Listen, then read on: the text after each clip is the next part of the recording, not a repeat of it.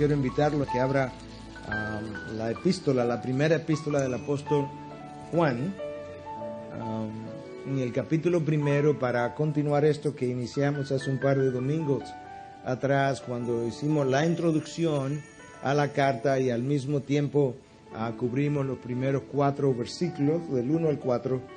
Solamente en esta ocasión vamos a cubrir solamente los versículos del 5, el versículo 5 y 6. 2 versículos, versículos 5 y 6 de la primera carta de Juan. El apóstol Juan comienza de esta manera, y este es el mensaje que hemos oído de él. Recordemos que Juan está escribiendo una carta para contraatacar corrientes de pensamientos contrarias a la palabra de Dios. Personas que, vistiéndose de ángel de luz, personas que se habían dejado corromper y al dejarse corromper habían corrompido la verdad. Y lo que Juan está tratando de comunicarles ahora es que este mensaje que él está a punto de escribir y que eventualmente iba a ser leído, no fue algo que ellos o él se inventó, creó, formuló, manufacturó. No, esto es algo que él oyó de Cristo mismo, y simplemente él va a servir de micrófono para poderlo proyectar hacia aquellos que han de leer la carta o escuchar la carta. Y tan pronto uno lee ese texto así de corto, hay 2 grandes verdades, 2 conceptos importantes que saltan a la luz. El primero tiene que ver con el concepto de lo que Dios es luz, y el segundo tiene que ver con la idea de cómo el creyente debe andar precisamente debido a lo que Dios es. Lo que Dios es demanda que yo camine de una cierta manera. Y Juan comienza diciendo, Dios es luz, y enfatiza eso diciendo, en Él no hay tiniebla alguna. Lo que él está tratando de hacer a través de esta carta es ayudarnos a entender, a diferenciar los frutos de la luz de los frutos de las tinieblas. Y si nosotros podemos establecer esa diferenciación, podremos hacer la diferencia, podremos conocer la diferencia entre el creyente y el no creyente, entre el Hijo de Dios y el Hijo del mundo, entre aquellos que son falsos maestros y aquellos que son verdaderos maestros de la palabra. A Juan, antes de definir cuál es el caminar que debiéramos tener o cómo debemos caminar, nos ayuda a entender cuál es el camino. Pero la manera como él lo hace de una forma cuidadosa. Él no comienza con el hombre, como ya decía anteriormente, porque todo aquello que comienza con el hombre termina mal. Juan comienza con Dios, él comienza definiéndonos a ese Dios, pero la manera como él lo hace no es como el salmista lo hace en el Salmo 36:9, cuando nos dice que Dios es la fuente de luz, sino que en cambio Juan nos dice que Dios es luz. Y ese Dios, el único y verdadero Dios, el único sabio Dios, es definido de múltiples maneras en su palabra o calificado de múltiples maneras.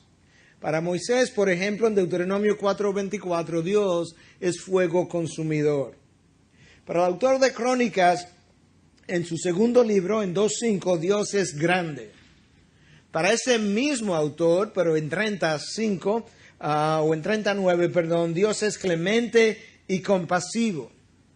Para Job, en 36:5, Dios es poderoso. Para el salmista, Dios es bueno, en su Salmo 73:1. Para Daniel, en 9:14, Dios es justo. Para este Juan, pero en su Evangelio, en 3:33, Dios es veraz, y en 4:24, Dios es espíritu. Para el apóstol Pablo, en 2 de Corintios 3:17, Dios es santo. Y para el mismo Pablo, pero en 1 de Corintios 1:18, Dios es fiel. Pero Juan dice otra cosa. Juan dice, Dios es luz. Y si somos honestos, yo creo que cada uno de nosotros puede admitir que en las ocasiones anteriores como que quedaba más o menos claro que era lo que se nos quería transmitir al nosotros oír que Dios es poderoso, Dios es grande, Dios es bueno, Dios es compasivo, Dios es clemente, cosas que a nosotros nos gusta oír porque el pecado que mora en nosotros como que necesita oír eso. Por otro lado, no nos gusta oír tanto cuando leemos o escuchamos a alguien decir, Dios es justo, Dios es un fuego consumidor. Ese pecado en nosotros tiende a amedrentarse.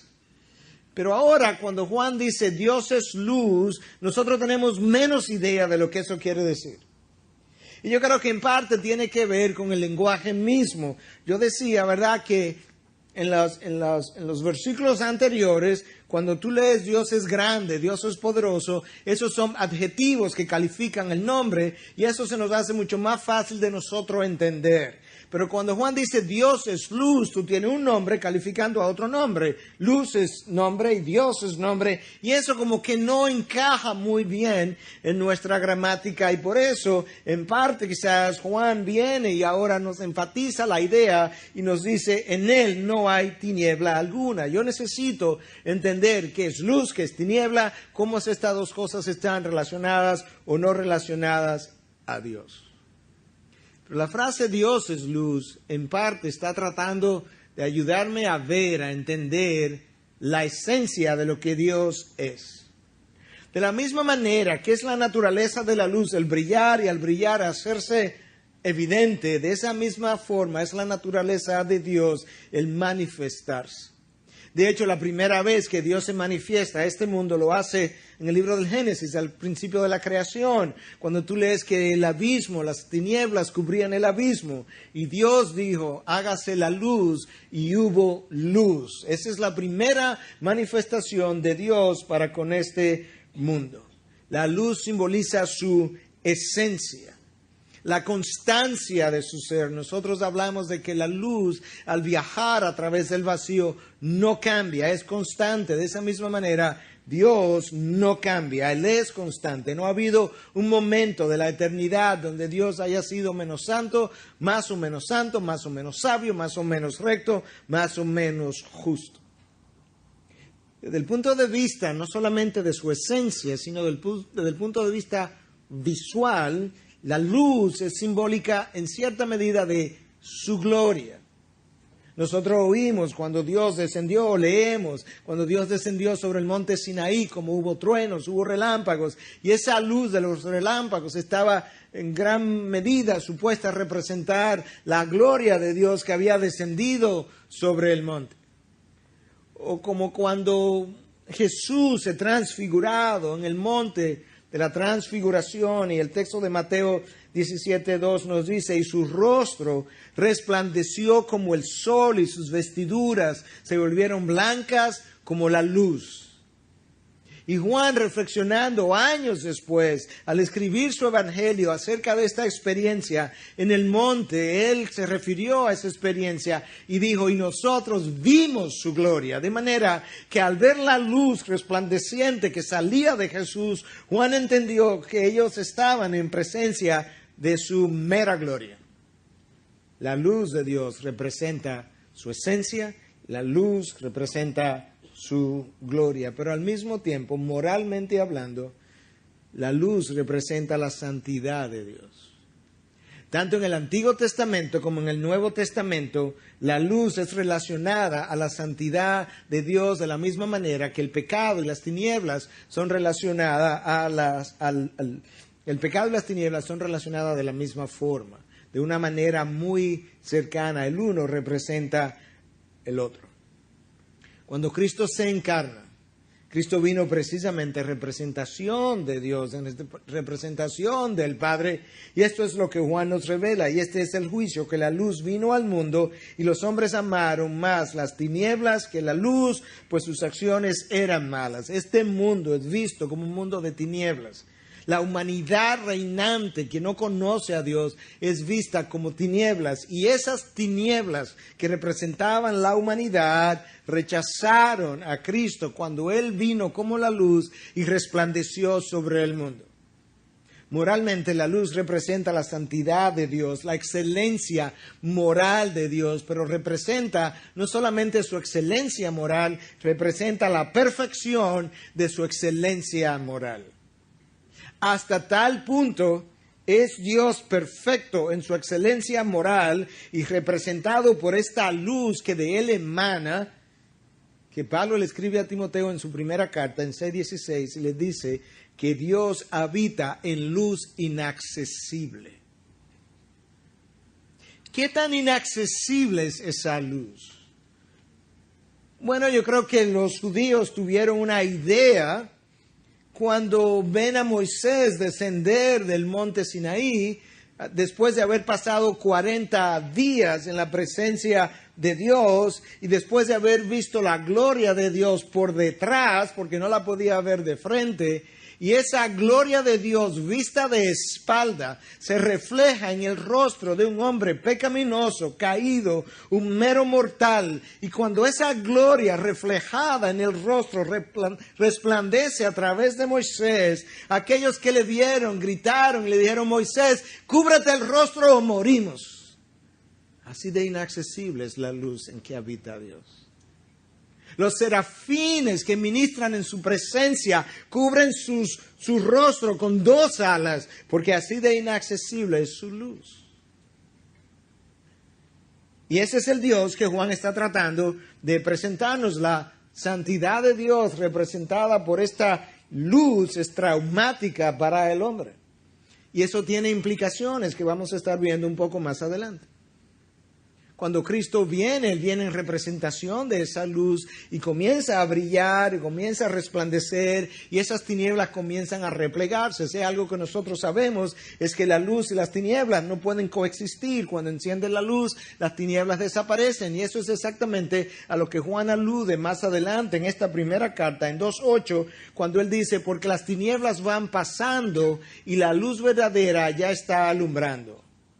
¿Qué quiere Juan decir con esto de que las tinieblas van pasando y ya la luz verdadera está alumbrando? Bueno, cuando Cristo viene y trae la revelación completa de Dios, esa luz ha comenzado a brillar, y en la medida en que el Evangelio, la verdad de Cristo, se propaga, en esa misma medida va replegando las tinieblas de las naciones, de los corazones, de las mentes de los individuos. Y eso es parte de lo que Juan está tratando de comunicar.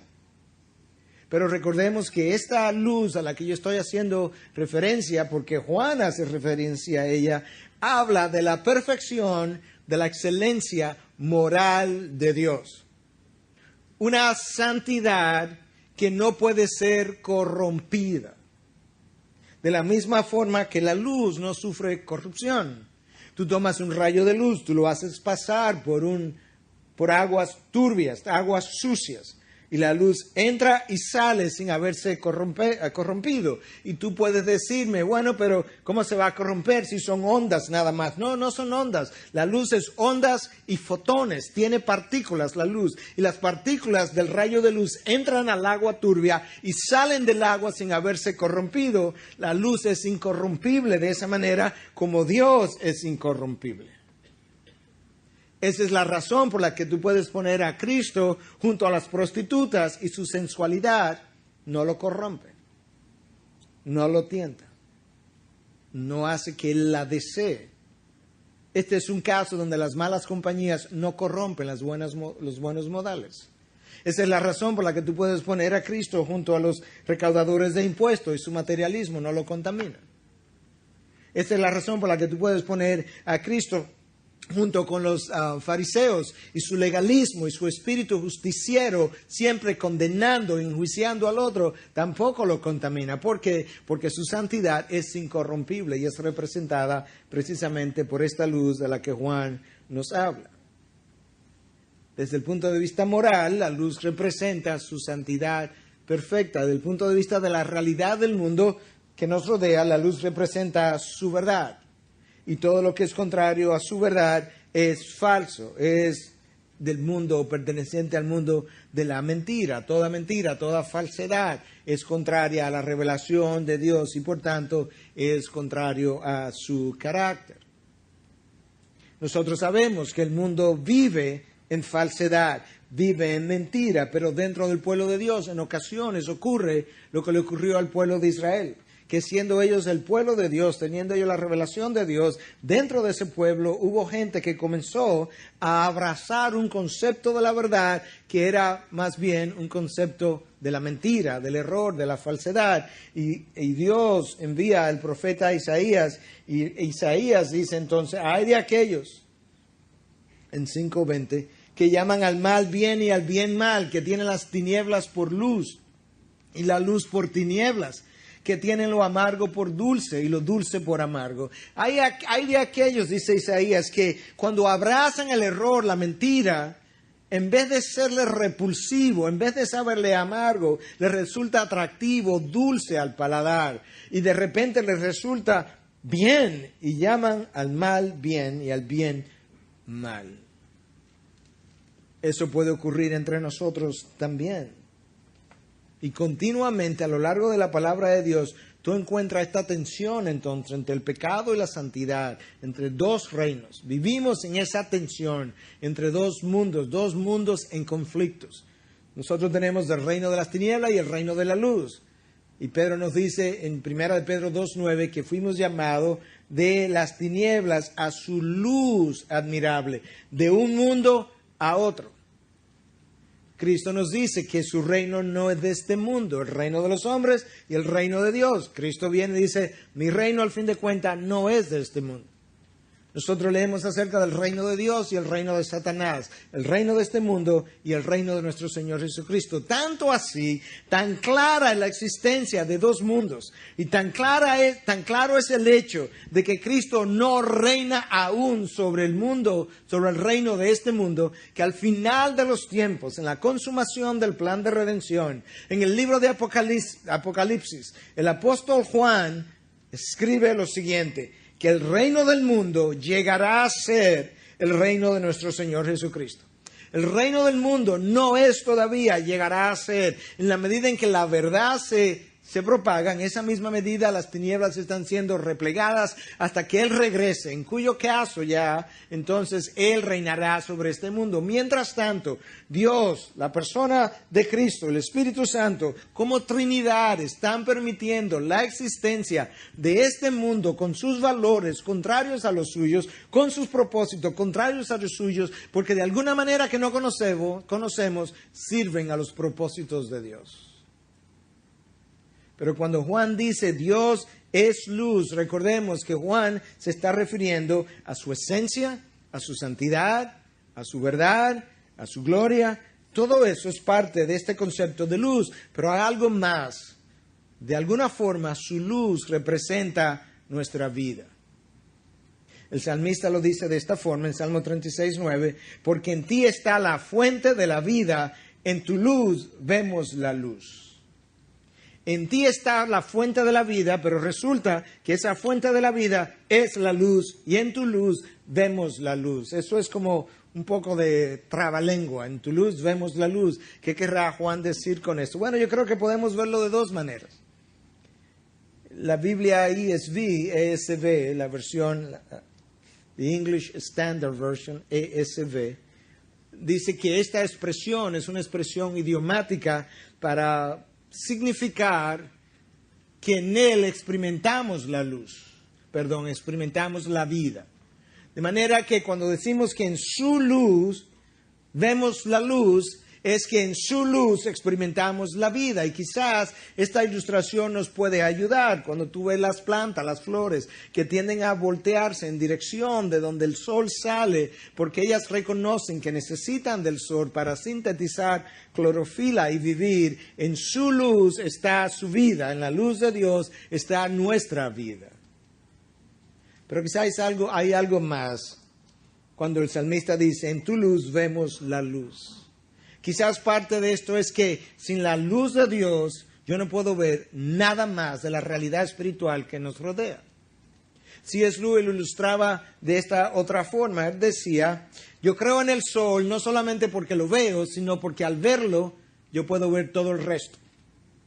Lo que Luis está diciendo es, si el sol no existiera, este mundo estuviera sumergido en una densa tiniebla donde nadie pudiera ver absolutamente nada. Entonces, él dice, yo creo en el sol no solamente porque lo veo, sino porque al verlo, su luz me permite ver todo el resto. Y él decía, de esa misma forma yo creo en Dios. Yo creo en Dios porque yo puedo ver su luz, su revelación. Y al verla yo puedo ver toda la realidad espiritual que nos rodea. Anterior a eso, éramos ciegos.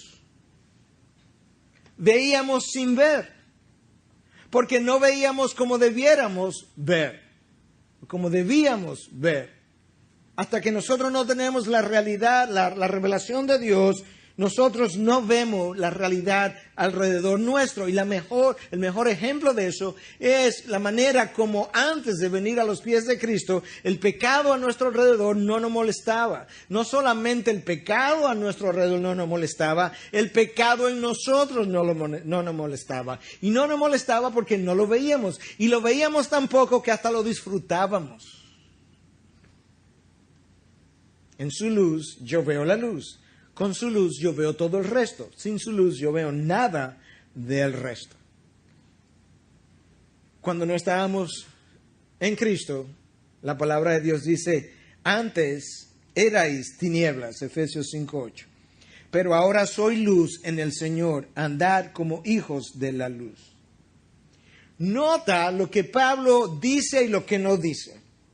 Pablo dice que antes erais tinieblas. Lo que no dice es que antes estábamos en tinieblas. Y hay una gran diferencia, porque yo pudiera estar en tinieblas, en esta sombra aquí, y no ser tiniebla yo, pero Pablo no está diciendo eso. Pablo está diciendo que antes de yo venir a los pies de Cristo, no solamente que yo estaba en tinieblas, no, es que yo era tiniebla, lo que implica que las tinieblas estaban en mí interior, había oscuridad en mi mente, en mi corazón, de propósito, andaba perdido, no veía, era ciego hacia afuera y era ciego hacia adentro, en mí había oscuridad. La lámpara del cuerpo es el ojo, dice Cristo, dijo Cristo. Y si la luz que hay en mí, que entra a través de mis ojos, es oscuridad, ¿cuán grande es mi oscuridad? Si no tengo la revelación de Dios, la luz que hay en mí es oscuridad. Y a eso se refería el Señor Jesucristo cuando hablaba de esta manera. Cuando nosotros hablamos, o cuando el apóstol Juan nos dice que Dios es luz, Él está tratando de comunicarnos las implicaciones de esa verdad.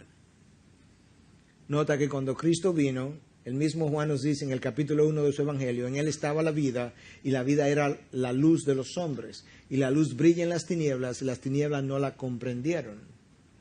Las tinieblas representadas por la generación de esa época, ni la comprendieron y ni la aceptaron. Pero brilló la luz en medio de ellos. Y ahora la luz de Cristo continúa brillando entre nosotros. Y si Dios es luz y no hay nada de tiniebla en Él, como Juan afirma en ese versículo 5, yo creo que tenemos que preguntarnos cuáles son las implicaciones de eso.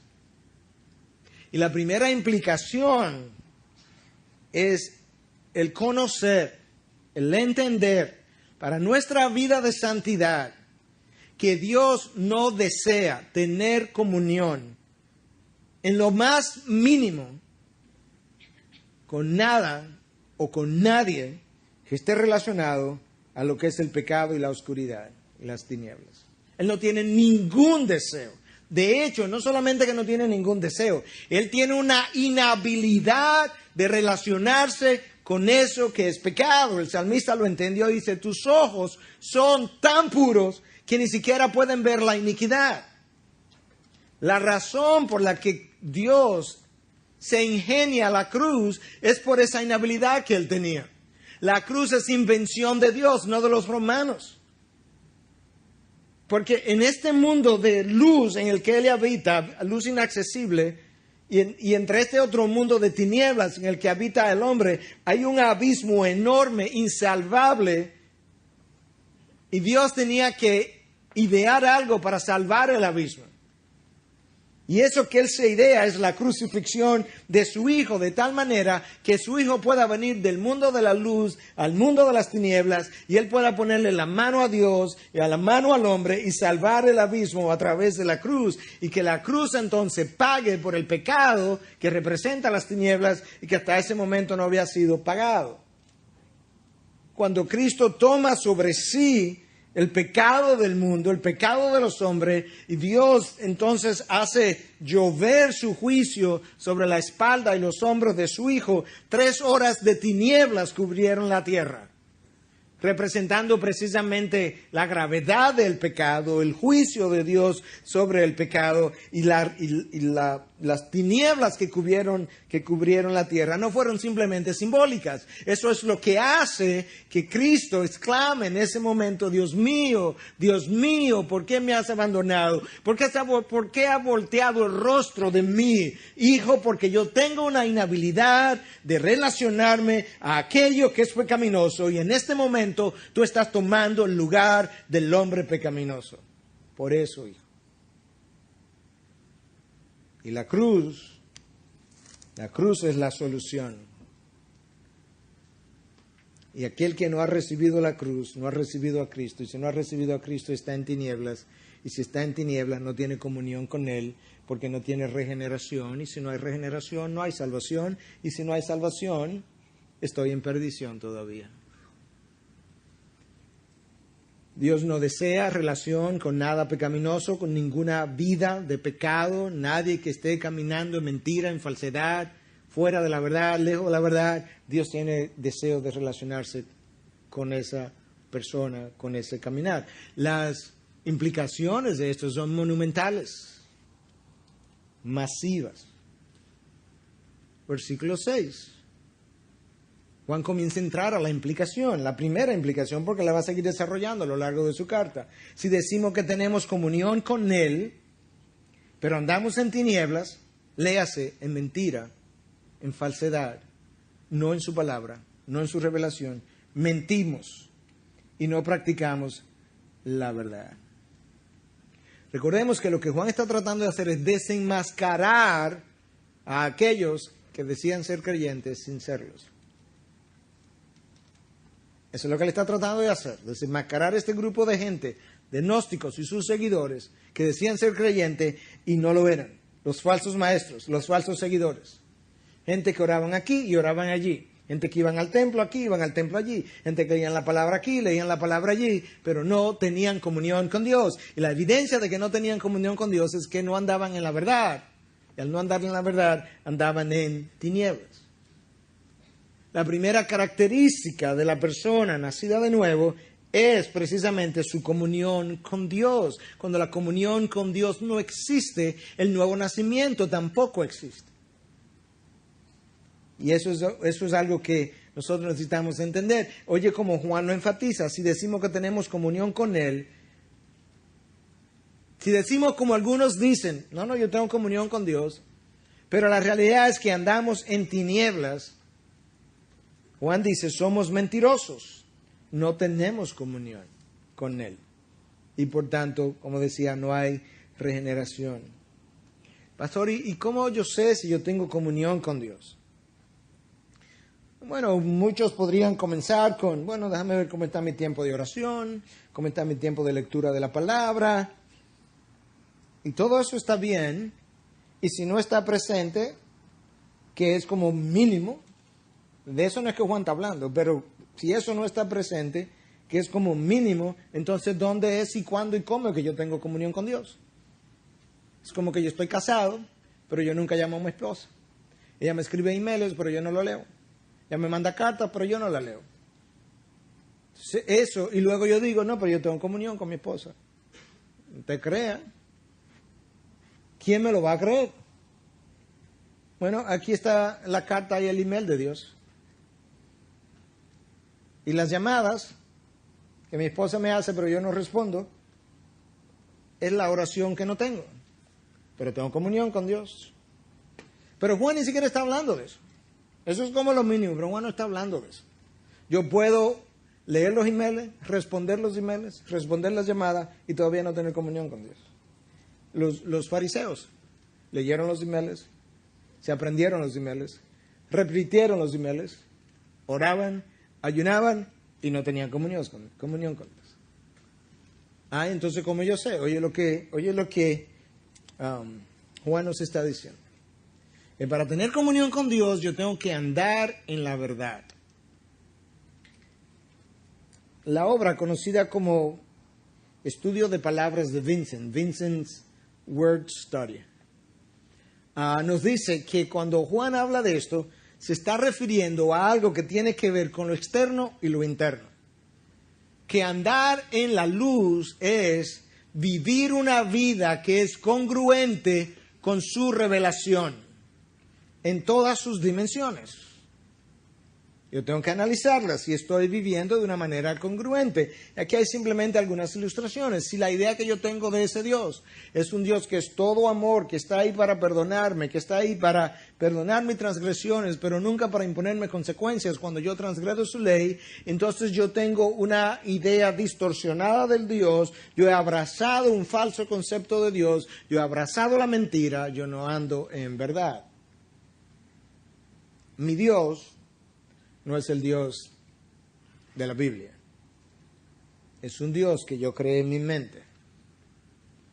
Si por otro lado yo estando en pecado, no entiendo, me quejo, demando, espero que Dios tenga un trato especial para conmigo, igual su pueblo, yo he abrazado una falsedad. Yo no ando en la luz. Si el pecado que hay en mí no me lleva al arrepentimiento, con evidencia de arrepentimiento, de tal forma que lo que hacía no hago, lo que digo no digo, lo que pensaba ya no pienso, lo que sentía ya no siento, de una manera que el camino por donde andaba ya no es el camino que yo trillo. Si eso no está presente en mí, entonces yo no puedo hablar de que estoy caminando en la luz. Y si no estoy caminando en la luz, yo no tengo comunión con Dios. Porque para tener comunión con Dios yo tengo que andar con Él. ¿Y cómo yo puedo andar con Él? Si me pongo de acuerdo con Él. Oye lo que dice el profeta Amós 3:3. ¿Andan dos hombres juntos si no se han puesto de acuerdo? ¿Andará el hombre y Dios juntos si no se ponen de acuerdo? Yo espero que nadie me pregunte quién debe ponerse de acuerdo con quién. Porque es obvio que Dios no ha de descender a negociar con el hombre, a ver cómo negociamos mis estándares para que nos pongamos de acuerdo. Es el hombre que tiene que ponerse de acuerdo con Dios. Cada vez que él encuentra, oye, un precepto que contradice su vida, él sabe que está en desacuerdo con Dios. Y si está en desacuerdo con Dios, no está caminando con Él, porque andarán dos juntos si no se ponen de acuerdo. No es tan difícil esto. J.C. Riley, en su libro acerca de la santidad, oye cómo él define esta santidad en relación a lo que yo acabo de decir. Santidad es ser de un mismo sentir con Dios, de acuerdo a cómo su mente ha sido revelada en las Escrituras. Escucha, ahora mira la definición más práctica que yo he encontrado acerca de santidad en todas las obras que he podido leer acerca de santidad. Es el hábito de ponernos de acuerdo con los preceptos de Dios. Es odiar lo que Él odia, amar lo que Él ama, y es evaluarlo todo conforme al estándar de su palabra. ¿Tú quieres saber si andas en santidad? No es nada místico. ¿Tú amas lo que Dios ama? ¿Tú odias lo que Dios odia? ¿Tú evalúas todo lo que hace, todo lo que piensa, todo lo que siente, todas tus relaciones, todos tus negocios, todas tus transacciones? ¿Tú la evalúas a través del estándar de la palabra? Déjame leerte el comentario que escribí a eso porque quiero leerlo exactamente como lo escribí. Cuando no amas lo que Dios ama, cuando no odias el pecado que hay en ti, cuando el pecado del mundo te resulta atractivo, no te estás poniendo de acuerdo con Dios. Y si dos no se ponen de acuerdo, no pueden andar juntos. Y si no andas junto con Dios, no tienes comunión con Él. Y si no tienes comunión con Dios, no andas en la verdad. Y si no andas en la verdad, no tienes salvación. No te engañes. Si no amas lo que Dios ama, si no odias lo que Dios odia, si el pecado que hay en ti, el pecado que hay en el mundo te resulta atractivo, no te estás poniendo de acuerdo con Dios. Si no te estás poniendo de acuerdo con Dios, no tienes comunión con Dios. Si no tienes comunión con Dios, no andas en la verdad. Si no andas en la verdad, no tienes salvación. No te engañes. Esto es serio, hermanos. Esto de la salvación, esto de la compra de la salvación, bueno, quizás no la compramos, quizás no decimos que la compramos, pero de la aceptación de esta gracia barata, esta salvación barata, que solamente resulta en bendiciones para el hombre, sin ningún compromiso, sin ninguna evidencia de transformación de vida, no es bíblico. No, no lo es. Y a eso es que Juan se está refiriendo. Juan está tratando de darnos evidencias claras de cuáles son las características de un verdadero creyente. Y a lo largo de esta carta, que nos va a tomar 2 o 3 meses para desarrollarla, Juan nos da varias de esas señales. Y la primera es que esa persona tiene comunión con Dios. Característica número 1. Y esa comunión con Dios tiene que ver con ponernos de acuerdo con Dios y andar en la verdad. Déjame leerte como Martin Lloyd-Jones define lo que implica caminar en la luz. Caminar en la verdad. Dice, hombres y mujeres que caminan en la verdad son personas que buscan a Dios. Escucha, porque aquí hay palabras claves. No solamente conceptos, aquí hay palabras, un vocablo que es clave. Gente que buscan a Dios. Ellos anhelan conocer más de Dios. Están preocupados por el honor y la gloria de Dios. Nota los énfasis que yo voy haciendo. Ellos están ansiosos de complacer a Dios. Ellos se percatan que por muchos años estuvieron viviendo de manera antagonista con relación a Dios y su idea es ser tan diferente como ellos puedan. Eso es caminar en la luz, vivir para el honor y la gloria de Dios. Dios es su amo y ellos buscan ser rectos y viven preocupados con ser santos. ¿Tú notaste la intensidad de estas palabras? Ellos anhelan complacer a Dios. En otras palabras, la obediencia no les es pesada. Anhelan obedecer. Ellos buscan conocer más de Dios. Viven preocupados con ser santos de manera intencional cuando la santidad no va creciendo en ellos. Cuando hay evidencia en algún momento de alguna forma que eso no fue santo, se preocupan, le pesa, le carga. Porque ellos tienen una preocupación con esto de vivir para el honor y la gloria de Dios. Ellos anhelan conocer más de Dios. No es simplemente, bueno, me gustaría así conocer más de Dios. No. Ellos anhelan conocer más de Dios y su anhelo es traducido en horas, en tiempo, en esfuerzo, invertidas en conocer más del Dios que le creó.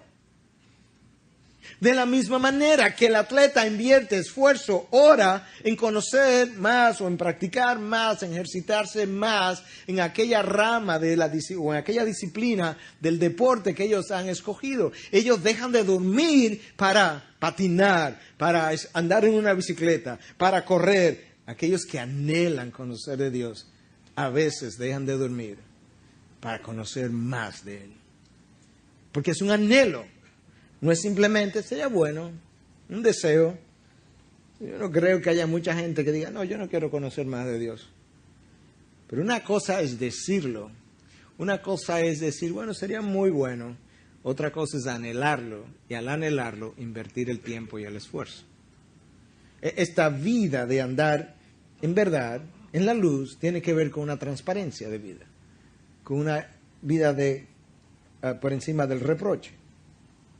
Y una de las cosas que esta luz va a hacer es precisamente ayudarme a caminar bien, porque me alumbra el camino. Hay una relación entre la luz que experimento y mis conductas. Mira cómo Juan lo dice en 3:20-21, porque todo el que hace lo malo odia la luz y no viene a la luz para que sus acciones no sean expuestas. Todo el que hace lo malo, todo el que está en pecado, lo esconde, no quiere que se sepa. Lo tapa. ¿Por qué? Pues no quiere que sean expuestos. ¿Y cómo voy a evitar que sea expuesto? Pues no vengo a la luz. ¿A cuál luz? A su palabra, a un sermón, al pueblo de Dios. A cualquier cosa que pueda tener destellos de la luz de Dios, tengo que ocultarme. Me alejo de la iglesia, me alejo de hermanos, me alejo de su palabra, me alejo de mi vida de oración, me alejo de mi vida de devoción. No me interesa. La luz, la repelo, la odio. No, pero yo nunca la he odiado. Bueno, ¿sabe que eso puede ser relativo? Dios dice, a Jacob amé y a Esaú aborrecí. Simplemente estaba comparando dos amores. La manera como amé a Jacob fue tan especial que el amor por Esaú parecía odio. De esa misma manera comparamos dos amores, amor por las cosas del mundo y el amor por las cosas de Dios, y el amor por las cosas del mundo y las cosas que a mí me interesan es tanto mayor que lo que expreso hacia Dios es más como un odio. Pero el que practica la verdad viene a la luz. El que anda caminando bien, él viene a la luz, él viene a la palabra, él viene a los sermones, él viene a la iglesia, él viene al pueblo de Dios. Él se expone. ¿Por qué? Para que sus acciones sean manifestadas, que han sido hechas en Dios. Para que se sepa que estoy caminando con Dios y esto que estoy haciendo lo estoy haciendo en el Señor. Quiero que otros lo vean. No tengo necesidad de ocultarlo, de taparlo. Distinto al incrédulo, distinto al que anda en tinieblas. Si decimos que tenemos comunión con Él, pero andamos en tinieblas, mentimos y no practicamos la verdad. Andar en tinieblas, en pecado, en mentira, ocultando cosas, no es compatible con andar en la luz.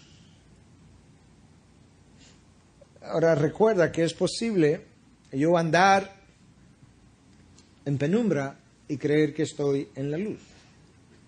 Es posible andar en penumbra y yo creer que, bueno, lo que me pasa es que yo pertenezco al mundo de la luz, pero he entrado en algunas cosas de pecado. Decíamos en la introducción de esta carta, Juan no conoce zonas grises.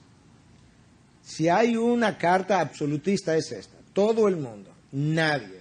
Juan habla en esos términos, vamos a llegar a ellos. Y cuando tiene que ver con luz y tinieblas, él no conoce penumbra. Tú eres luz o eres tiniebla. No hay cosa intermedia. El diccionario define la tiniebla como una sombra entre la luz y la oscuridad, donde no se sabe, dice el diccionario, interesante cómo lo hace, porque casi suena espiritual, donde no se sabe dónde comienza una y dónde termina la otra. Muchas vidas lucen así. No se sabe qué de esa vida es de Dios y qué es del mundo de las tinieblas. Es como una penumbra. Juan dice, es que el problema es que no hay tres reinos. Uno de luz, uno de tiniebla, uno de penumbra. Hay dos. O de luz o de tinieblas. O de Dios o del mundo. O de Cristo o de Satanás. O de verdad o de mentira. O de luz o de tinieblas. Pero podemos engañarnos y estar sinceramente engañados. Los gnósticos a los cuales Juan se está refiriendo, estaban sinceramente engañados. Ellos creían que el hombre estaba constituido de un cuerpo, que como era material era pecaminoso, y un espíritu que no era pecaminoso. Esas dos cosas no se podían juntar. Por tanto, decían ellos, la carne podía pecar y eso no afectaba al espíritu. Tú podías vivir una vida licenciosa y eso no afectaba tu espíritu. Ellos creían eso, sinceramente lo creían, pero estaban sinceramente equivocados. Y yo no creo que haya mucho gnóstico entre nosotros, pero sí yo creo que hay mucha gente sinceramente equivocados. Y hoy yo no estoy aquí para acusar a nadie, estoy aquí para tratar de traer luz a ver si la luz repliega la oscuridad. Solamente. Cualquier otra cosa que yo trate de hacer es usurpar la autoridad de Dios. Pero yo sí creo que hay mucha gente que está confiado, en inglés diría banking, confiado, poniendo su confianza en una profesión de fe que hicieron cuando tenían 15 años, o 3, o 8, o 18, con mi mamá, con mi papá, en una iglesia. Y no recuerdan a veces que la profesión de fe que yo hice, la hice en un momento de dificultad y lo que yo abracé fue un salvavidas. Y yo no abracé el Cristo de la Biblia, el Cristo de la cruz, el Cristo resucitado. Yo abracé a alguien que pudiera salvarme de problemas. Y yo tengo una relación con un Cristo salvavidas, no el Cristo de la Biblia. ¿Y cómo yo sé eso? Porque voy a Cristo cada vez que tengo problemas solamente. ¿Dónde está mi salvavidas que tengo meses que no me lo pongo? Y cuando nosotros caminamos de esa manera, no estamos en la verdad. Podemos ser muy sinceros, pero estamos sinceramente equivocados. Ese es un grupo de falsos profesores. Pastor, pero yo no estoy enseñando la palabra para ser profesor. No, existe una profesión de fe que fue falsa. Y ahora tenemos un grupo de falsos profesores. Hay otro grupo que yo creo que está sinceramente equivocado porque desde pequeño yo nací, los dientes me salieron en el Evangelio, yo he oído esa expresión. Y desde entonces yo he estado en la iglesia. Ajá, ¿y? No, yo siempre he estado involucrado en actividades cristianas. Ajá, y desarrollamos pasión, y desarrollamos deseo por actividades cristianas, buenas, saludables, que a mí me llenan también de propósito temporal, y confundo la pasión por esas actividades con pasión por Dios. Y no es lo mismo. O algunos yo creo que están confiados en su moralidad, crecieron en un buen hogar, buenos valores, buenos principios. Mi casa siempre se creyó en Dios. Santiago dice, sí, los demonios también siempre han creído en Dios. De manera que creer en Dios solamente, si eso es lo único, eso solamente me califica para ser un demonio. Todavía me faltan cosas para hacer otra cosa, pero hasta ahí ellos creen también. Otros piensan, bueno, yo me bauticé y el bautismo es mi realidad, y están sinceramente equivocados. Si yo no tengo comunión con Dios, el pecado es lo que mora en mí. Los que viven alrededor mío, cuando preguntamos, ellos no testifican de una vida de santidad, ellos testifican de, bueno, yo frecuentemente me pregunto si es verdad que esa persona es cristiana. ¿Y por qué? Por esto, por esto, por esto. En otras palabras, la evidencia es contraria a lo que profesa. Tengo que preguntarme qué dicen en mi casa, mis padres, mis hermanos, mis amigos, qué dicen mis compañeros de trabajo. Si la verdad es conocida, ¿votarían ellos por alguien que es cristiano o no cristiano? ¿Qué tú dices? ¿Él es cristiano o no? ¿Sí o no? ¿Sí o no? ¿Sí o no? ¿Quién ganaría en la encuesta? Porque si andamos en tinieblas, no tenemos comunión con Él. Cuando nosotros nacemos de nuevo, quizás una de las primeras señales de que yo he nacido de nuevo es mi nueva comunión con Dios. Mi nueva comunión con Dios, que hace que comuniones anteriores que yo tenía con el mundo, con el pecado, relaciones, hábitos, forma de ser, forma de pensar, forma de caminar, esas comuniones son rotas. Porque ahora yo tengo una nueva comunión y esa nueva comunión me empuja en una dirección contraria a la que yo tenía antes. Y ahora esa comunión con Dios se convierte en una evidencia de mi nueva relación que resulta en frutos de justicia, de santidad, compatibles con el mundo de la luz y no con el mundo de pecado. No es posible, hermanos, no es posible que personas que hayan nacido de nuevo tengan tan poca comunión con Dios, manifestado de varias maneras, en una vida casi no existente de oración, o en una vida casi no existente de su palabra, o manifestado, quizás todavía para no hablar de actividades, en una vida que no es congruente con la revelación de Dios. ¿Cómo es posible que la persona del Espíritu Santo, omnipotente, el Dios que llena cada pulgada del universo, venga y habite en nosotros y cause tan pocos cambios en nosotros? ¿Qué clase de Dios es este? ¿O Dios no está ahí?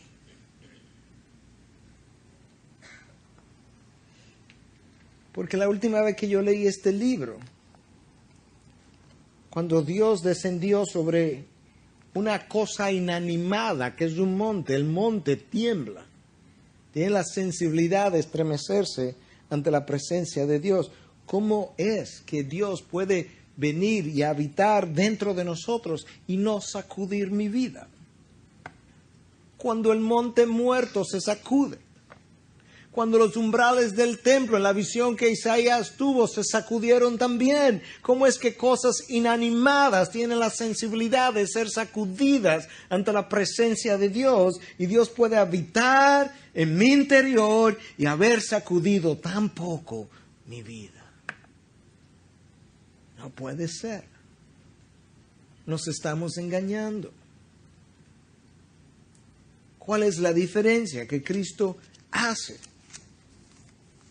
Si las mismas cosas de la vida anterior son las cosas de esta vida. Cuando Pablo habla del fruto del Espíritu en Gálatas 5:22, hay una sección que antecede a esa sección y habla de los frutos de la carne. Y si bien es cierto, en esos frutos de la carne está inmoralidad, orgías, sensualidad, borracheras, está ahí. En la misma lista está envidia, celos, pleitos, disensiones, ira, en el mismo paquete, obras de la carne. Y Pablo dice, esas obras son de la criatura anterior. Antes erais todas esas cosas cuando estaba en tiniebla, ahora soy luz. Pero traigo las mismas obras. Y 5, 10, 15 años después, todavía tengo las mismas obras. Juan dice, no.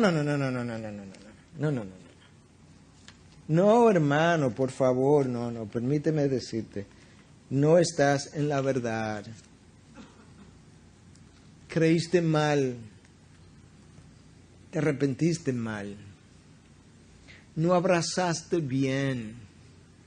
Necesitas convencerte que esto se trata de otra cosa. Es un nuevo nacimiento, lo que implica que es una nueva criatura. La nueva criatura no puede lucir igual que la vieja criatura, porque entonces no es nueva criatura, es la vieja con un barniz. Pero Dios no dice que el que está en Cristo es criatura barnizada. Nueva criatura es. Las cosas viejas ya pasaron. Nos encanta hablar en ese lenguaje cuando tiene que ver con pecados pasados.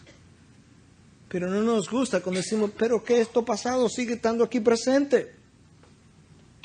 Bueno, quizás no es nueva criatura.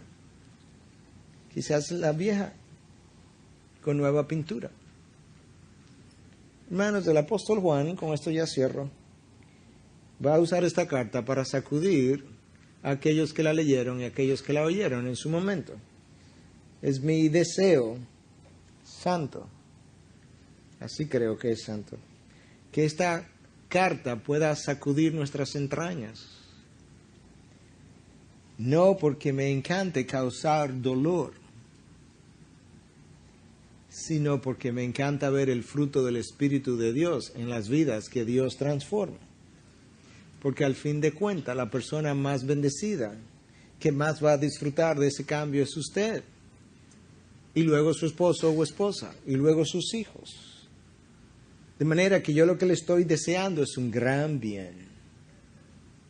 Que esta luz de la palabra pueda iluminar las áreas oscuras de nuestro ser y ayudarnos a saber, a entender dónde estamos, en el reino de la luz o en el reino de la oscuridad.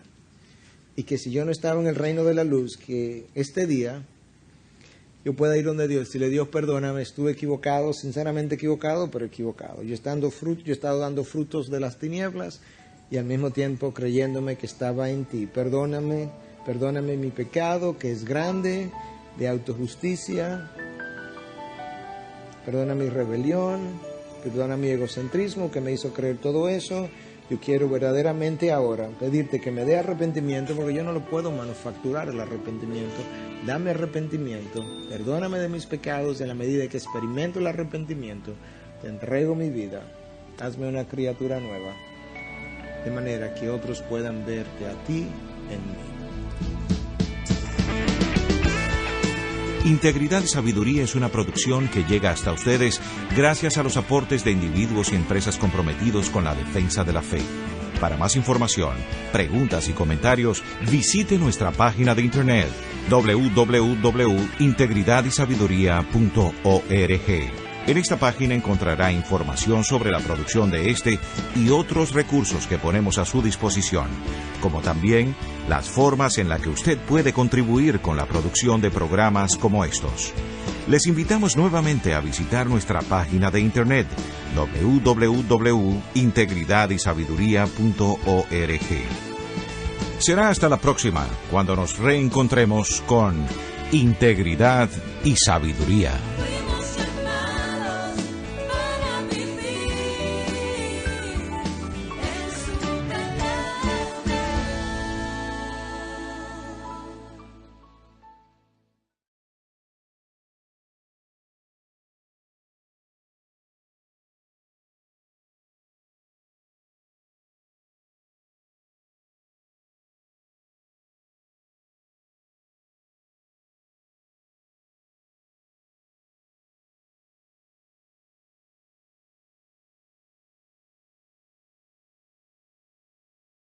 o calificado de múltiples maneras.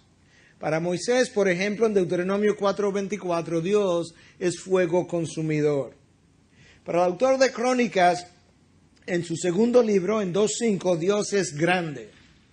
Para ese mismo autor, pero en 35, o en 39, perdón, Dios es clemente y compasivo. Para Job, en 36:5, Dios es poderoso. Para el salmista, Dios es bueno, en su Salmo 73:1. Para Daniel, en 9:14, Dios es justo. Para este Juan, pero en su Evangelio, en 3:33, Dios es veraz, y en 4:24, Dios es espíritu. Para el apóstol Pablo, en 2 de Corintios 3:17, Dios es santo. Y para el mismo Pablo, pero en 1 de Corintios 1:18, Dios es fiel. Pero Juan dice otra cosa. Juan dice, Dios es luz. Y si somos honestos, yo creo que cada uno de nosotros puede admitir que en las ocasiones anteriores como que quedaba más o menos claro que era lo que se nos quería transmitir al nosotros oír que Dios es poderoso, Dios es grande, Dios es bueno, Dios es compasivo, Dios es clemente. Cosas que a nosotros nos gusta oír, porque el pecado que mora en nosotros como que necesita oír eso. Por otro lado, no nos gusta oír tanto cuando leemos o escuchamos a alguien decir, Dios es justo, Dios es un fuego consumidor. Ese pecado en nosotros tiende a amedrentarse. Pero ahora, cuando Juan dice, Dios es luz, nosotros tenemos menos idea de lo que eso quiere decir. Y yo creo que en parte tiene que ver con el lenguaje mismo. Yo decía, ¿verdad?, que en los versículos anteriores, cuando tú lees Dios es grande, Dios es poderoso, esos son adjetivos que califican el nombre y eso se nos hace mucho más fácil de nosotros entender. Pero cuando Juan dice Dios es luz, tú tienes un nombre calificando a otro nombre. Luz es nombre y Dios es nombre. Y eso como que no encaja muy bien en nuestra gramática. Y por eso, en parte quizás Juan viene y ahora nos enfatiza la idea y nos dice, en él no hay tiniebla alguna. Yo necesito entender qué es luz, qué es tiniebla, cómo estas dos cosas están relacionadas o no relacionadas a Dios. La frase Dios es luz, en parte está tratando de ayudarme a ver, a entender la esencia. No hay tiniebla alguna. Lo que él está tratando de hacer a través de esta carta es ayudarnos a entender, a diferenciar los frutos de la luz de los frutos de las tinieblas. Y si nosotros podemos establecer esa diferenciación, podremos hacer la diferencia, podremos conocer la diferencia entre el creyente y el no creyente, entre el Hijo de Dios y el Hijo del mundo, entre aquellos que son falsos maestros y aquellos que son verdaderos maestros de la palabra. A Juan, antes de definir cuál es el caminar que debiéramos tener o cómo debemos caminar, nos ayuda a entender cuál es el camino. Pero la manera como él lo hace de una forma cuidadosa. Él no comienza con el hombre, como ya decía anteriormente, porque todo aquello que comienza con el hombre termina mal. Juan comienza con Dios, él comienza definiéndonos a ese Dios, pero la manera como él lo hace no es como el salmista lo hace en el Salmo 36:9, cuando nos dice que Dios es la fuente de luz, sino que en cambio Juan nos dice que Dios es luz. Y ese Dios, el único y verdadero Dios, el único sabio Dios, es definido de múltiples maneras en su palabra.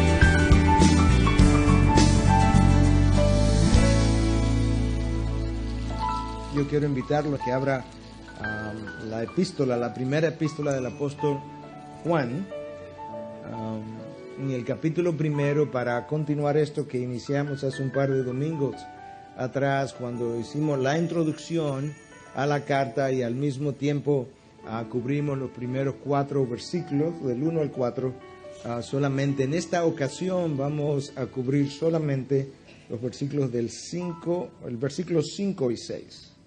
Dos versículos, versículos 5 y 6 de la primera carta de Juan. El apóstol Juan comienza de esta manera, y este es el mensaje que hemos oído de él.